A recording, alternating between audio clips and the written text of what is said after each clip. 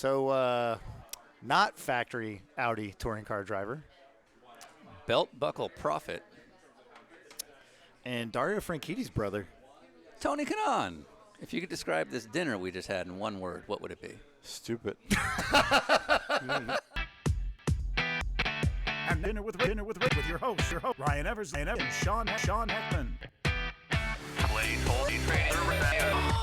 I'm a driver. I'm very angry. Sound of a driver drive the radio during a race.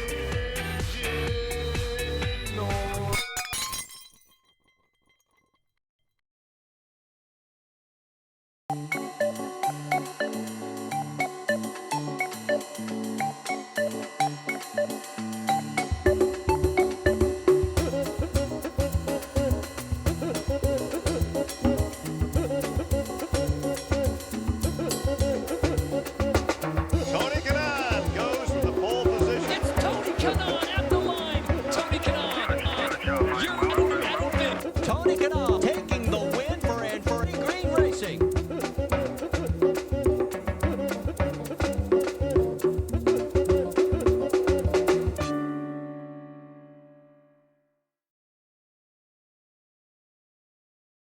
Your career is very easy to look up, but early years, Tony Kanaan, as a young kid, tell us about life back in Brazil. You know, it's interesting because growing up, Brazil, it's very well known for soccer and actually racing. Those are the two most popular. My dad was a huge race fan, and since I remember, we watch races on TV all the time. Formula One in the morning and IndyCars in the afternoon because of the time difference on the States and Europe. And when I was 7 years old, we started actually going to the Brazilian Grand Prix. Okay. So Interlagos, they have both tracks, the go-kart track and the big track. We watched the F1 race and we went to the go-kart track because there was a race going on right after the Grand Prix.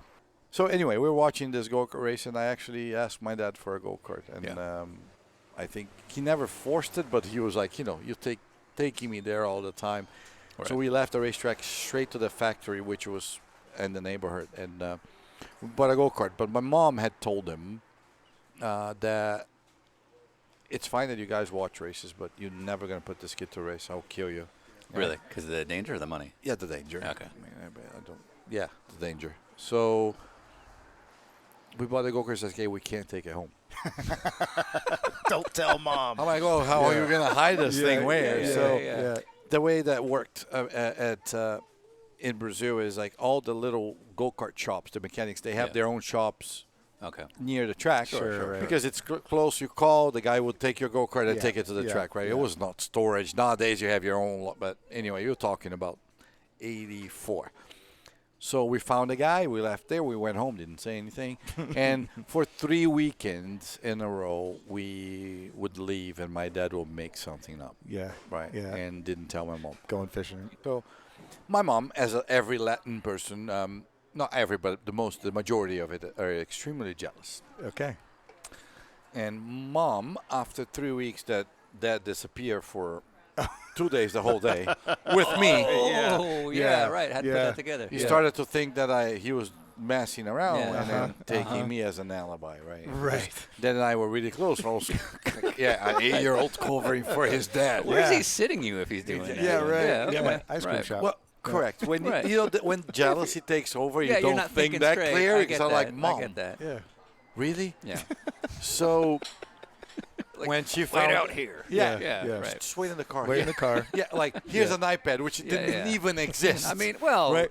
for some of us, you only need 4 minutes. I mean, it's not a big deal. But maybe 2. But, Yeah, you so know, you're doing it twice. Exactly. So when she found out, it wasn't a big deal. Yeah. So that's how I started it. She was relieved. yeah, right. Yeah, she's like, Correct. just to go. Yeah. Which is like, in a way, her jealousy actually helped my career. Absolutely. Yeah, absolutely. Yeah.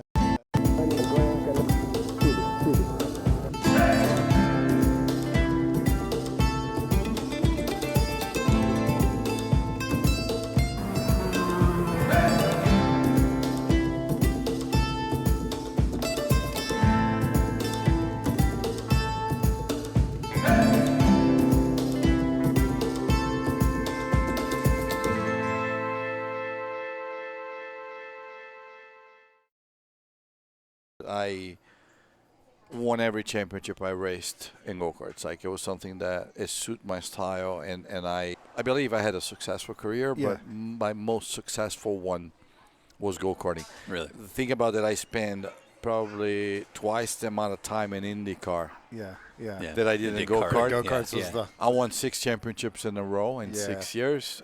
That's pretty remarkable. yeah. So, but when I was 10, Dad got diagnosed with cancer, Okay. and he was pretty sick for a few years, and 3 years later he passed. But during that time, I never obviously quit racing. We were mid to high class family. Dad had his own business at Yeah. He ran a courier business, is that right? like a FedEx type. Yeah, of, yeah. Right. Dad was from Lebanon, a very Lebanese guy. That but like the mentality back then, my wife takes care of the kids and cooks. When I got home, everybody needs to sit down at a table and have dinner together. No matter, he's gonna get home at 8. The kids need to eat at 6. Nope, they're gonna wait. And so Mom never really worked.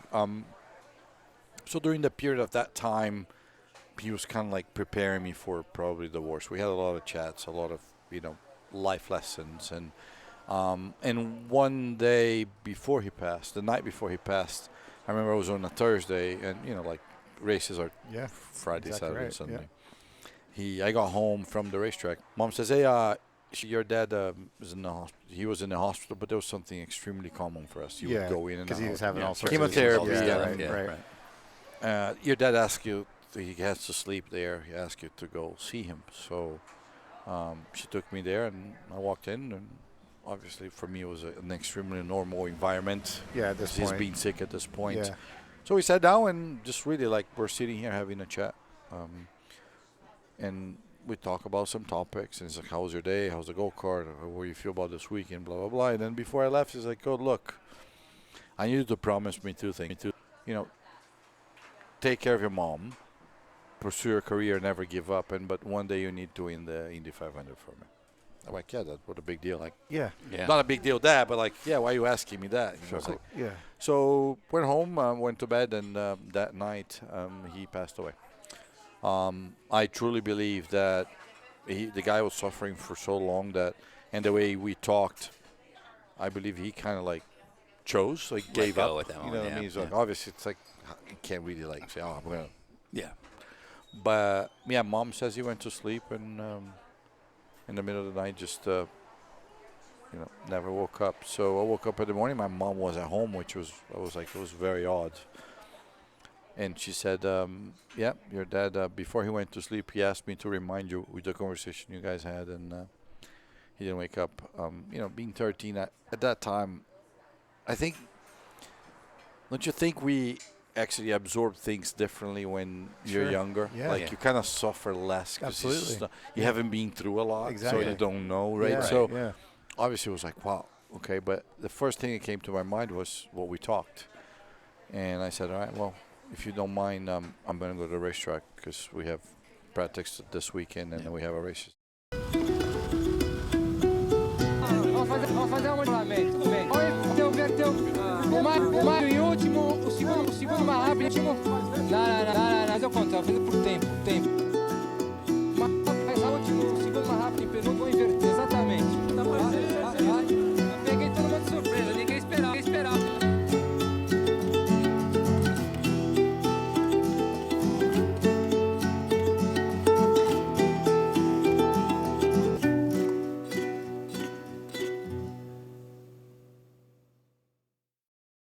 In 91, Senna, which had won already 3 championships, bought a farm in Brazil and built a go-kart track in it.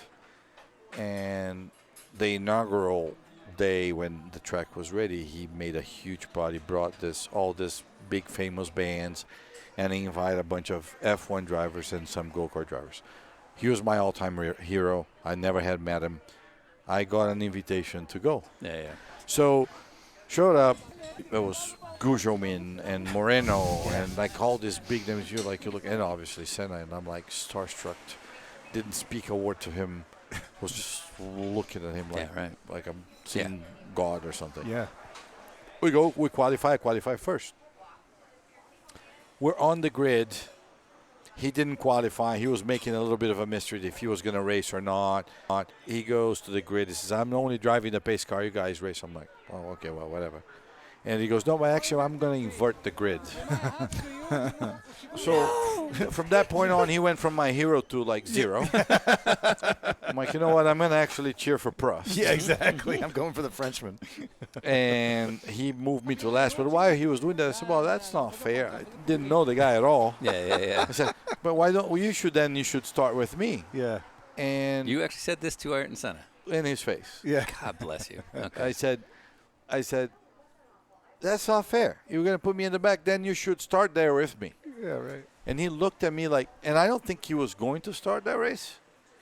Obviously, he had his go-kart, so he didn't say anything. We're doing the parade lap, and I'm dead last. So I'm just me. Just last lap before the green flag, I looked, and he was right there, right? So I remember vividly. It's the red Marlboro suit helmet. Bright yellow helmet. Well, then that triggered me like, this guy's not going to beat me.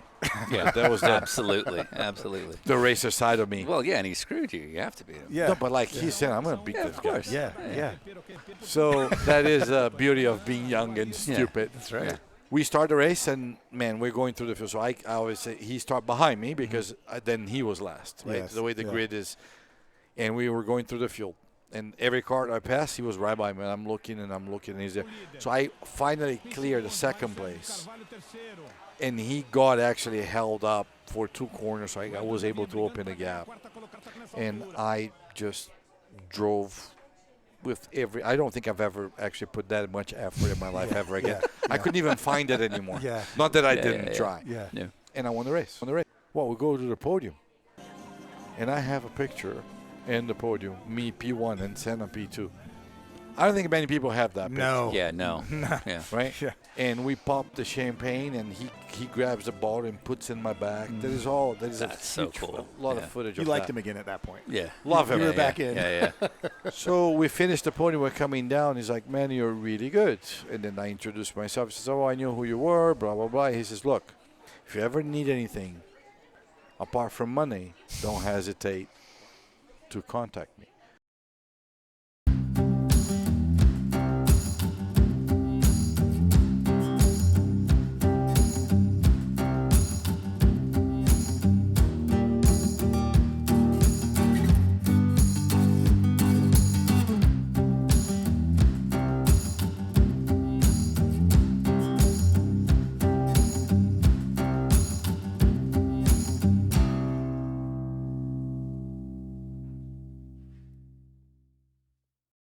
'93, I get a call. I was at the go-kart track. It was February. Somebody came down to the racetrack and says, Tony, there's a phone call for you. So I'm like, well, I'm busy. He says, no, this is Nelson Piquet. I'm like, pfft. So I prank a lot of people in my life. I'm like, oh, my gosh. Okay, well. Right. So I go up there, pick up the phone. That was Friday, 3 o'clock in the afternoon. Uh-huh. Says, hello? Says, hey, Tony, it's Nelson. I'm like, who is it? What? Right. Nelson says, come on, Nelson, come on. So it was. It was actually him. Yeah. So what do you want? Okay. He says, hey, I have a friend that owns a race team in Italy, and he's looking for a Brazilian race car driver because they know he wants a Brazilian. Yeah. Because obviously he's saying blah, blah, Yeah. blah. No, you guys are the rage. I said, okay. But what do he says, well, we need to go to Rome tonight. I'm like, okay. Well, first of all, I took 3 public transportations to go to the track and back. Yeah. Right. Because I had Yeah. no money. I Yes, didn't you have a car. Right. Right. Let alone money to buy a ticket to go to Rome. Yes. Right. Tonight. I'm like, Nelson, that's not happening. He says, look, I told him it's you. I think you can figure out. I went. So I hung up. I called Ruben's dad. I said, Ruben, it's Ruben's as well. Yeah. He said, well, all right, well, let's we can buy you a ticket. Just go home, and the flight's at 11 p.m. It was 3. I'm like, okay. So I get home. I said, hey, Mom, I got to pack. I got to go to Italy tonight. She goes, oh, kid, you're so funny. Like, you don't have money to go to Interlagos. You let alone go to Rome. I said, no, I'm serious. but I'll be back Sunday. He's testing some drivers, and he wants to test a Brazilian driver Saturday and Sunday. I'm going to land in the morning, which the beauty of being young. Can you imagine fly 12 hours and jump in a race car? I could never do that. Crash in the outlap. Oh. So Rubens spoke Italian because he raced for an Italian team. He was already in F1 at that time. Wrote me in a piece of paper a few words like, how are you? I'm hungry. Where's the bathroom? So I'm studying on the plane. Cheat. Yeah. So I land in Rome, and this guy is there to pick me up. We showed up at the track, and a track that I've never seen. It was a Formula 3 car, a lot more power than I used to. So I'm like, man, and he has drivers that were already driving the day before. And I'm like, what am I doing here? But I don't speak the language. These people don't know the track. So we start running after lunch. So the guy say, I jump in the car, like, seat belt, blah, blah, blah, blah, blah. He said, just go out and do 10 laps. You get to know the track. I said, sure. So and then I went out and started to learn the track. It was a fun track. It was Vallelunga. Yeah. Was the track. Yeah. So 6 laps in, they call me in. But I had the board, guys. I had no radio. By lap 6, I see on the pit board pit. So I come in. I'm like, what did I do? There's a problem. He said, just get out. I'm like, man, it was a short trip. Yeah. We go to the back of the truck. Says, I want a sign. I'm like, he says, you went 3/10 quicker than everybody else. And then we've been here for 2 days. I had no lap time. We had nothing there. Yeah. I was like,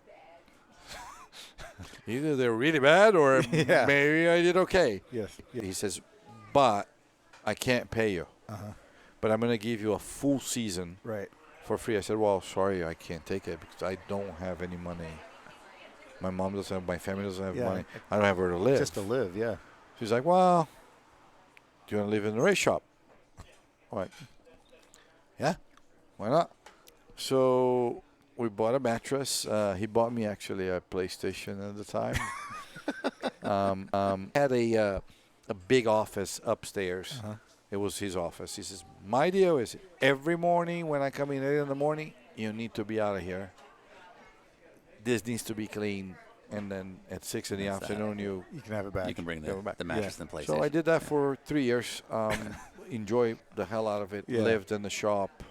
The shop was in a remote area, and I was young. I had no car, nothing. Right. So 6 p.m., the guys will close the shop with me in it, and they will open in the morning. Right. But many nights I would go down and disassemble half of the suspension and put it back. Just to like, not really. I was bored. I didn't want to but I also thinking, if this doesn't work, maybe I'll become a mechanic. Yeah. So I told my mom I was coming back on Sunday, and I went home 6 months later. But I told, obviously, she knew what it was. Right. So that was February. So March comes, we do the first race. We finish 5th. Tuesday after that race, he walks into the shop and says, we need to talk.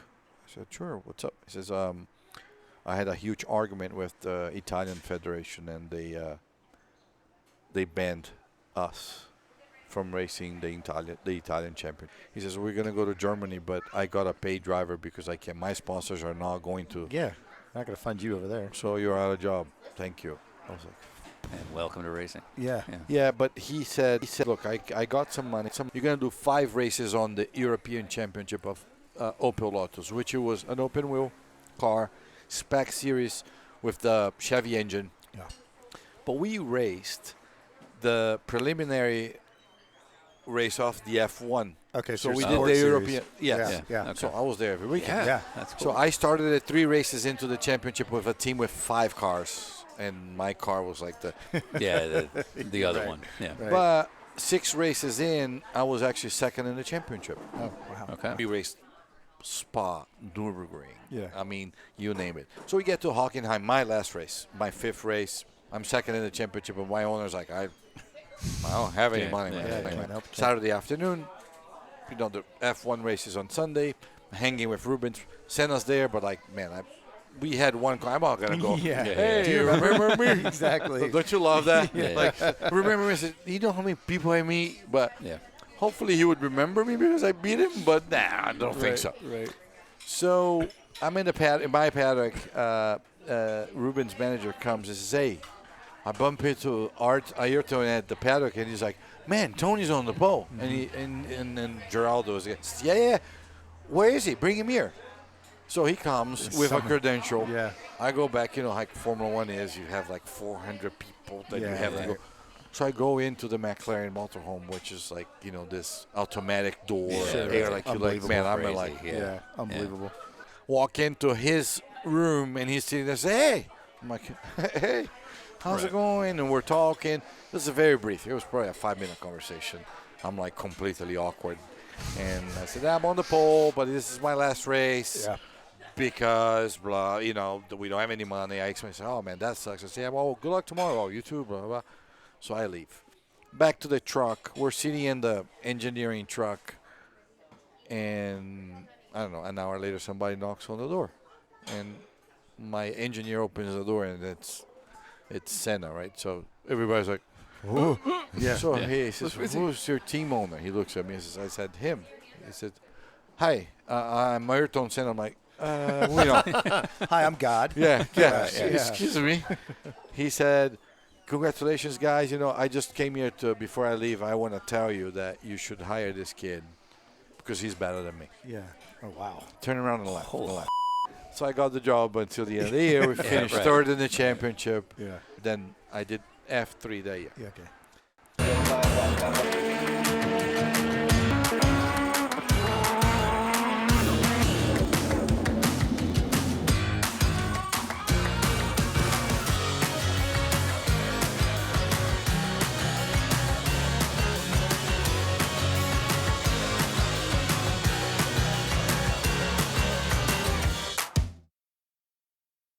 On Monday, I get a call from the CEO of Audi.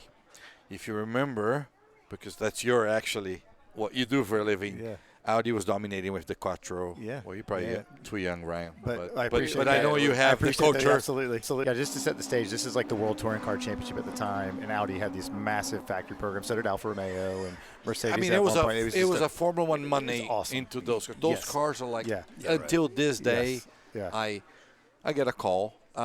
That guy actually, their shop, the Italian shop, was in Monza.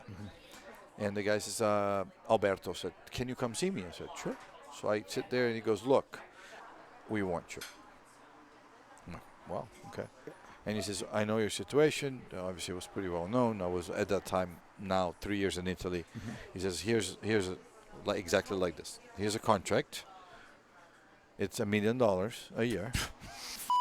We're gonna give you cars. We're gonna give you a house. Yeah.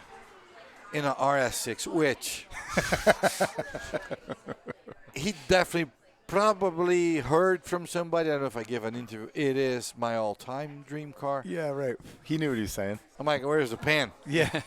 Let's do this. So, living in the shop, I had no. So You have a PlayStation and a mattress. yeah, well, actually, I at the time that year, actually, I have gotten much better. My team owner Tato said, "Hey, my sister has an old car that is being parked in her house, Living big. and she's not using it. It was a Fiat Panda. Have you Yeah, ever seen I know it? what that is. Google it. Yeah. It was beige, Awesome. but Yeah. it was parked at the back of the shop. Actually, Yeah. the engine was fine.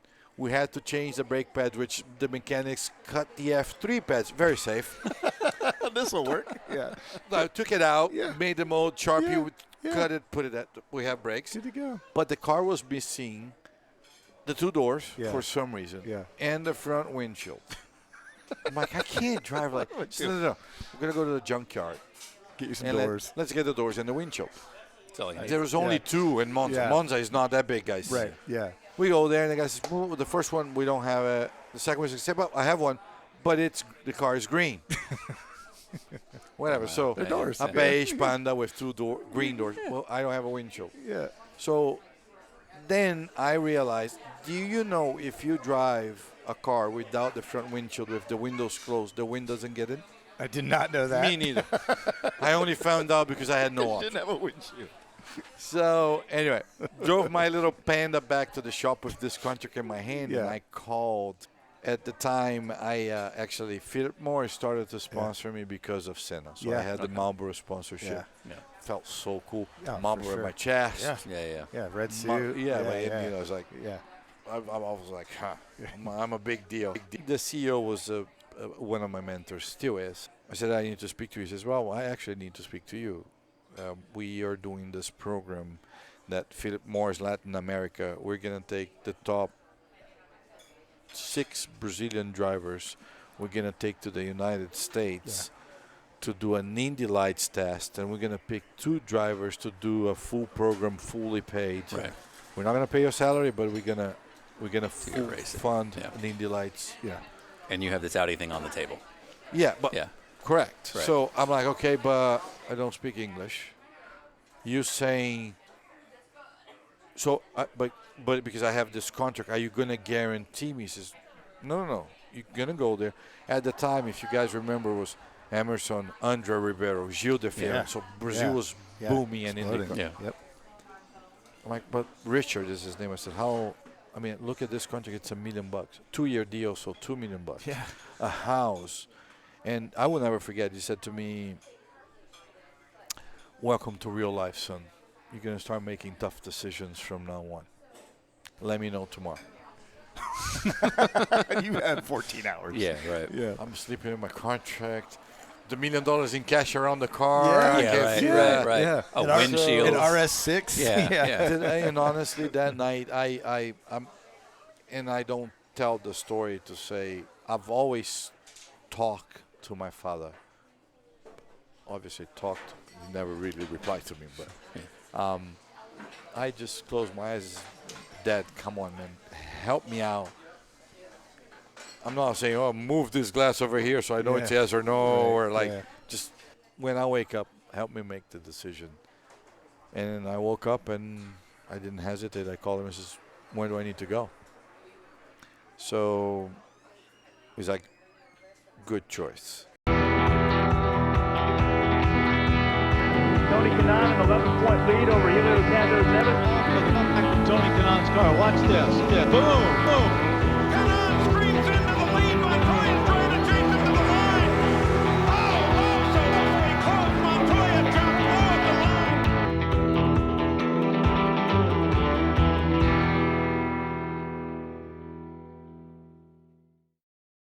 So 98, I moved to Miami, started the Champ car until 2002. I promised myself that I was never going to step a foot into the speedway if I was not going to race. Wow. So you didn't even go just to see it and see a race or anything? I watched it on TV, Yeah, right, but right. did not. So racing for Morris Nunn, which Alex Zanardi was my teammate. Yeah. In 2002, Felipe Giafone was racing IRL, which was with the Hollywood sponsorship, which is a Brazilian cigarette. Morris says, hey, do you want to run the Indy 500? I'm like, what kind of question is that? Yeah. So he filled the car, and obviously the race was in between Milwaukee and one of our races. And that was the first time I drove into the tunnel. It was pretty special. My first year I started 4th. I was leading the race until a back marker blew an engine, and they didn't throw the yellow flag in time, and I actually spun into and crashed on that oil. Yeah. And that's how the saga of Indy. the Indy began, because at the end of that year in 2002, Michael Andretti came to me and says, I'm buying Barry Green's team, and I want you to drive for me. Taking advantage of everybody in front of him, not really up to speed. He'll get a draft here, swing to the left. They're still side by side, and Tony Kanaan takes the champ.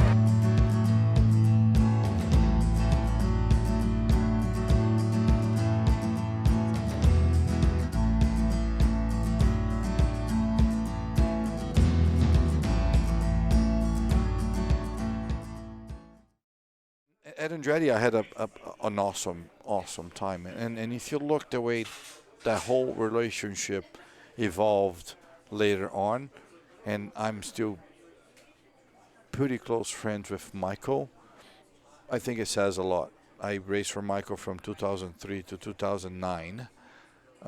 We won everything together. At the end of 2008, my contract was up. Chip had contacted me. Dan was there already. Dan had left. Yeah. And that's when it was a period of time that Dan and I did not speak, because was taking Dan's seat. Gotcha. So anyway, Yeah, back right. I go talk to Michael. I said, Yeah. Michael's like, man, if you leave, 7-Eleven's gonna leave. You're gonna leave me in trouble. Come on, I gave you a chance. I'll give you a 5-year deal. Yeah. At the time, right, I really didn't care about the 5-year because Yeah. honestly, by then, I had not won the 500, but I had won the championship. Trust me, I had more money than I could ever imagine. I don't leave a fancy. I was like, I'm fine. Yeah. Right. But the guy gave me the chance, right? Yeah. When he hired me in the year 2002, I had finished 12th in the championship. He had 11 guys that he could have hired before me. Yeah. So I said, all right, I'll stay. I signed the deal, said no to Chip. Chip never spoke to me until Until a few years they said, later. oh, yeah, we yeah. need 5 hours for all Right. the stories. Yeah, But- right. but- so 09. 1 year into the contract at Homestead, the last race in November, on the grid, Michael sends his lawyer, before I got in the car, he says, by the way, this is your last race. We lost 7-11. Yeah. I'm like, oh, I know it's my last race because it's the last race of the year. Yeah. But we have a 5-year deal. Right. Yeah. And his answer was, well, you can sue us. So I raced, finished second, got out of the car. I'm like, okay, I don't have a job. So I went to see Michael. And Michael's like, man, I'm sorry. I don't have the money. Can't afford it, yeah. So if I had gone to court, I could not race until that was solved. Right. Right. That was going to prevent me, which it was November. Trust me, I was not going to get anything. Yeah, right. And if he right. doesn't have it, you're not going to get it anyway. Yeah. Right. Yeah. I mean, could he have make an effort? Yeah, but I understand. So I said, man, what? He says, look, all I can do is pay you $1 million. I'm like, I don't need this. Yeah. Sure, of course. I'm done. So my wife, my girlfriend at the time, said to me, don't be Tony Kanaan. Just take your time. Right. You have no job anyway. Yeah. I miss all the testing. That is a week, 10 days before St. Pete. I called Jimmy Vassar and I said, hey, Jimmy. And Jimmy's like, hey. and they so that fell through. And I said, Jimmy's like, what? I said, I have $1 million. You don't have to pay me anything. It's like, let's go. Tony Kanaan got up high in the marbles, kind of glanced off the wall and collected Sarah Fisher in the Huge crash. And a second contact. And it looks like Tony Kanaan. That was a big one. Problem for Kanaan, a big hit. So Tony Kanaan in the side of the trash.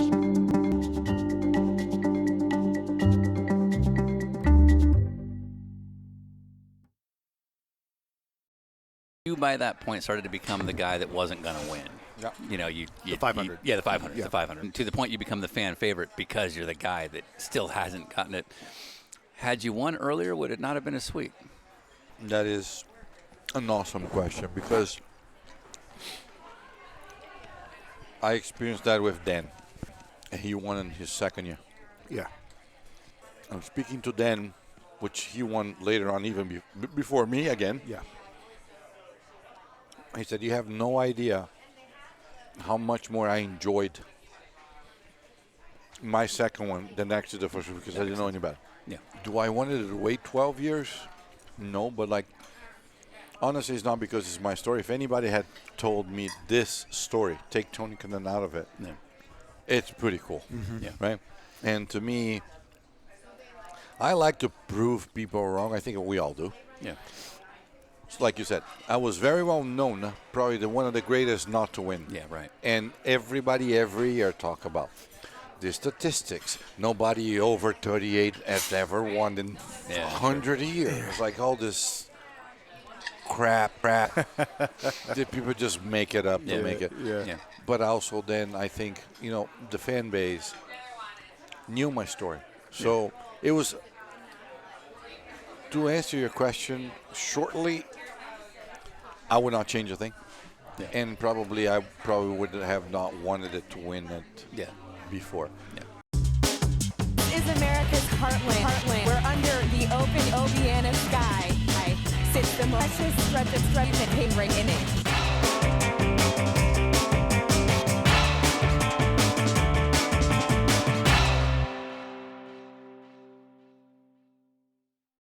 car comes to the shop, chassis number 11. Oh, wow. My entire career Yeah, in it was. IndyCar was 11 because of 711. Yeah. We get to the speedway, and we finally put the car on the track. We never really worked on qualifying the whole month. We're just working in the race. So I was never, not once, I was in the top 10 during the week. Who qualified 12, which was Jimmy's number his entire Yeah, career. right. So it started to get weird. And they're like going like, Yeah. and Jimmy says it's zero superstition. You guys know Jimmy. If you don't, like the most chill. Yeah. And Jimmy's getting weird. I'm like, Jimmy, that's weird. You getting weird? That's not a good thing. A couple of years before that, when I was a little kid racing go-karts, we'll talk about my mom. She gave me this medallion that she had, and she took to church, and the priest put the holy water. Right. God bless him. And she put it around my neck and said, "You every time you're in a go-kart, you wear this to protect you."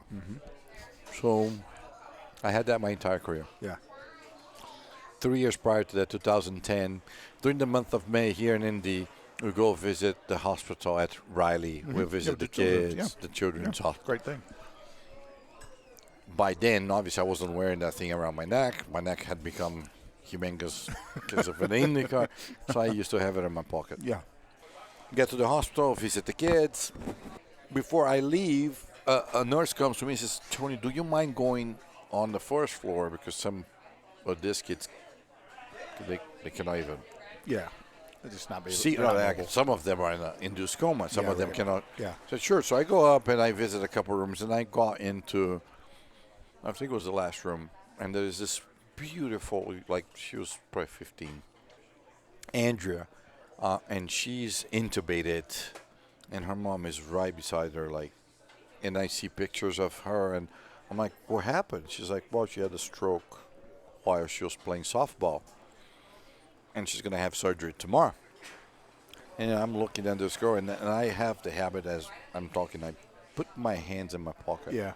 And I was talking to her, I put my hands in my pocket, and the medallion was there. And for some reason, I said, "Look, I mean, I wasn't even a father yet." Yeah. So it wasn't like but I saw how hard and sad that person was. So I said, "Look, I don't know if you believe this, but this is, my mom gave it to me." But Yeah. I said, "If you want, I'll give it to you." And so she actually attached to her surgery, like the gone. Yeah. And she went to surgery the next day. It was extremely successful. We lost contact. That was 2010. Sure.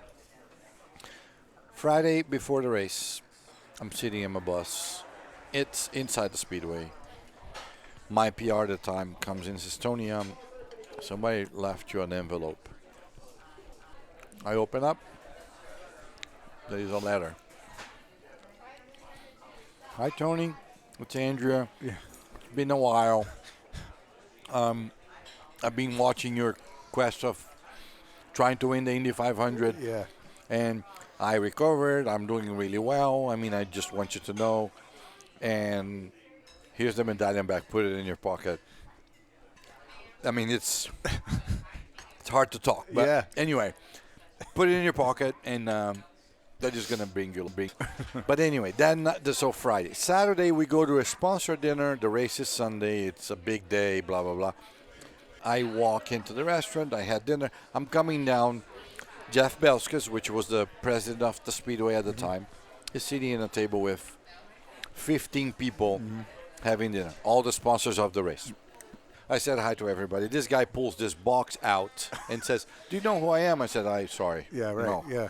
no idea. He says, "Well, we're Entity Data. We're starting to sponsor the series. We sponsor the belt buckle for the winner. Would you like to see it?" I'm like, "Of course." So he puts it up. Beautiful belt buckle. And me jokingly, I put it back. I said, "Just keep it. I'll grab it tomorrow." Everybody laughed. Yeah. I leave with my wife. Yeah. Drive the car back. I go under the tunnel at the speedway. Stop to say goodnight to the yellow shirt, which Yeah, is right. people. I look at the odometer of the car. It had 1,111 miles. I'm like, that's weird. We turn in. The pylon was still the old one. Yeah, right. So we turn in, and I look at the pylon. It was every light was off because it was, remember, 1, 2, 3, 4 Yeah. the number, and then they had the digital number. The only number that is on, and it's P1, it's 11. I'm like, It's too much. anyway, I went to bed, and we won the race. Yeah. Maybe there was something to that Melody medal after all, man. I love you, brother. You did a great job. You're now a winner of the Indy 500, Fred, my friend. Good job, Tony.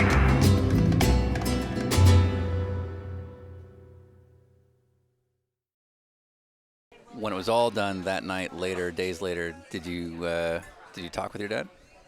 You know, across the finish line, I said, Yeah, I'm right. done with you. Okay, so it's almost as though it was. No, I said, I did it. Yeah. That Okay. we're good. We're even. I wouldn't do whatever I won now. Okay. So genuinely, you felt you could now live your life. Honestly, that was it. Yeah. I generally, selfishly said, I could die tomorrow. I don't want people to think that it's like, I said, I have nothing else to do in life. That's it. No. I'm going to sit. But honestly, anything else that came after that are things that I really, my kids, appreciate other things. But that weight and that burden that one day I am going to meet my dad and I'm going to kick his butt for a little bit because I don't think he should have gave me all that responsibility. And that's an interesting way to look at it. So it almost sounds like leading up to 2013, you were living a life, living your dad almost, and after that race, it was now living a life for Tony Kanaan. Nobody ever actually put it that way. Actually, it's a good point. I think it was a mix of both, but yes, I don't disagree with you because I think what kept me going many times that I felt to give up, it was because of him. So, which is, man, that's interesting. You're going to make me think a little bit. But yeah, 100%.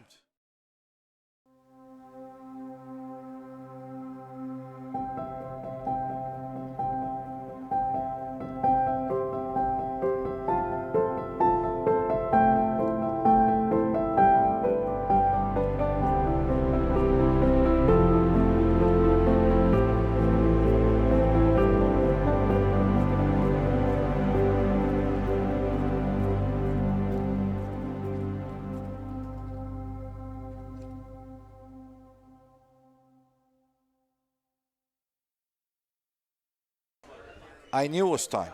Yeah. And I knew it was time for many reasons. I started to get beat more often. Okay. And you can use the excuse, my car, my team. Right. My last 500, prior to that, I finished third, almost won. So I knew it was competitive there. Right.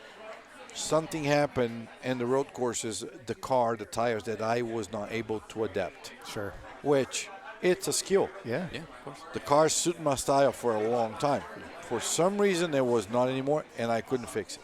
Started to get confused, started trying to copy Ryan, Dixon, Dario, and it went even worse because now what things that you did naturally, Right. now you're thinking, Yeah. it does not make Yeah, right. And I had to be real with myself. Yeah.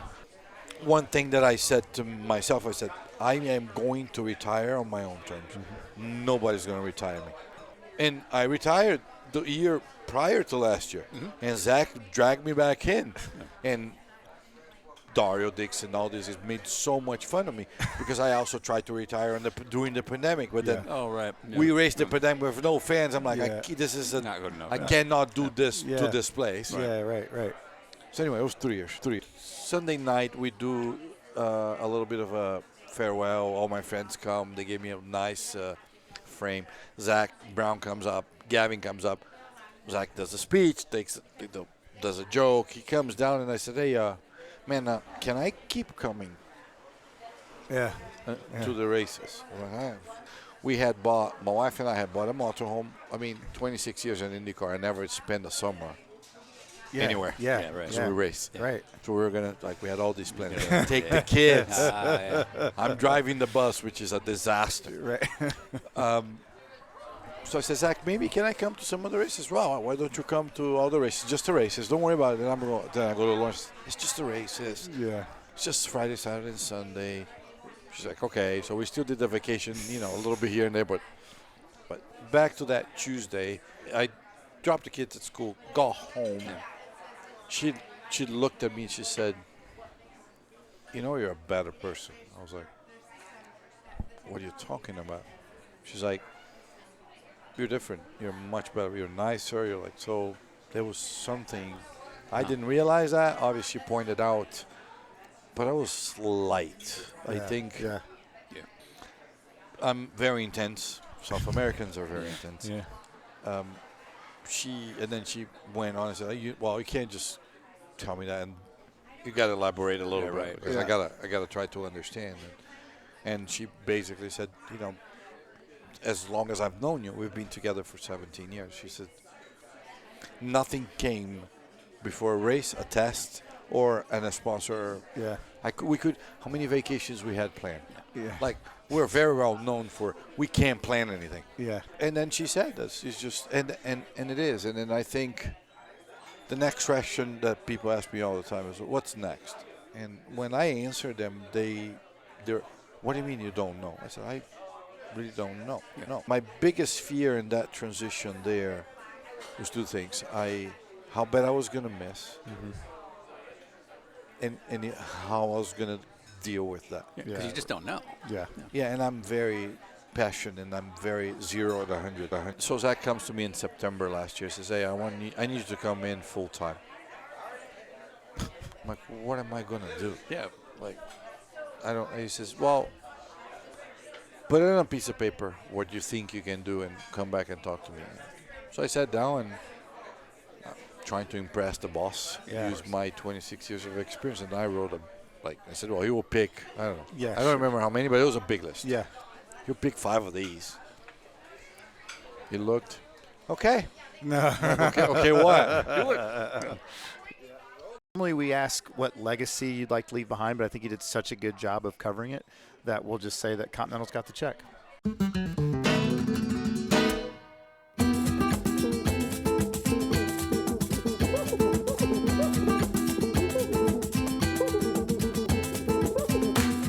Is there a story about a bike getting cut in half? Yeah. During the month of May, I'm doing a live interview at the end of the day for ESPN. We play pranks on each other the whole time.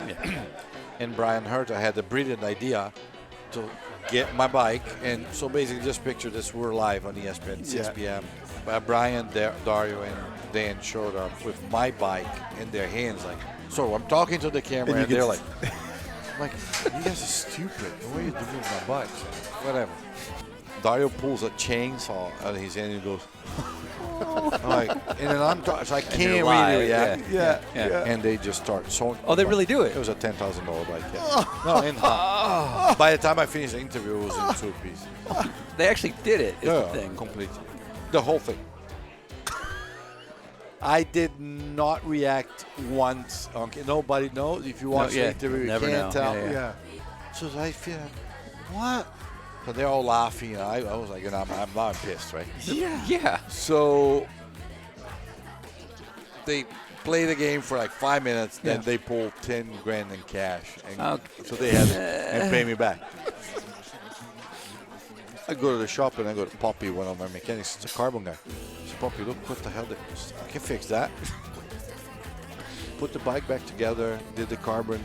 So, like it was perfect. Yeah. I sold the bike to a guy in Miami, the kid. It was a lighter kid, like he's like, I told him what it was, but for $2 grand the bike was taken. I was like, look. He said, no.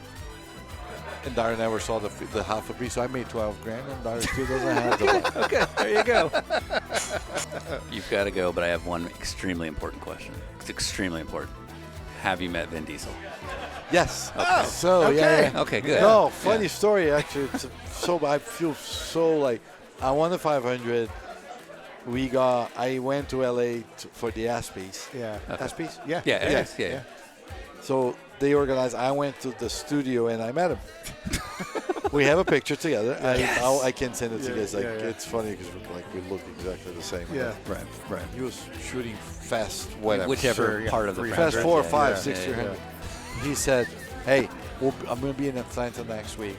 You need to be in a movie." Yes, you do. Yeah. I said, "Cool." I had a race, and Oh. Yeah.